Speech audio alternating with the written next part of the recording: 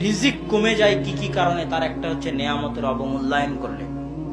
যেটা আব্বুর বহু বক্তব্যে শুনেছেন যে আপনার স্ত্রী ভাতের দানা পড়ে গেলে যদি না উঠায় তাহলে ও হচ্ছে হস্তিনী স্ত্রী, যার কারণে বাড়ি থেকে বরকত চলে যাবে। কেননা আল্লাহ নেয়ামতের অবমূল্যায়ন কি করেন না, সহ্য করেন না।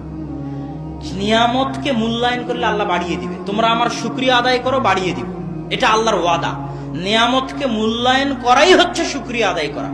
নেয়ামতকে মূল্যায়ন করাই কি আদায় করা বলেন তো? শুকরিয়া আদায় করা।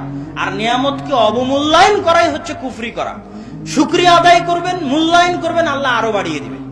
দাউদ সুলাইমানকে আল্লাহ ধন সম্পদ যত বাড়িয়ে দিয়েছে, দাউদ সুলাইমান আল্লাহর ইবাদত তত বাড়িয়ে দিয়েছে। কথা বুঝতে পারেননি মনে হয়। আর আপনার ধন সম্পদ আল্লাহ যত বাড়িয়ে দিয়েছে, আপনি তত অহংকারী হয়েছেন, আল্লাহ থেকে তত দূরে সরে গেছেন। আপনার ধন সম্পদে বরকত হবে না, বেশি দিন টিকবে না। এই প্রজন্মে থাকতে পারে, পরের প্রজন্মে ফকির হয়ে যাবে। পরের প্রজন্মে যদি থাকে, তারপরের প্রজন্মে ফকির হয়ে যাবে। হতেই হবে, হতে বাধ্য, টিকবে না যতক্ষণ না আপনি নিয়ামতের মূল্যায়ন করবেন। আর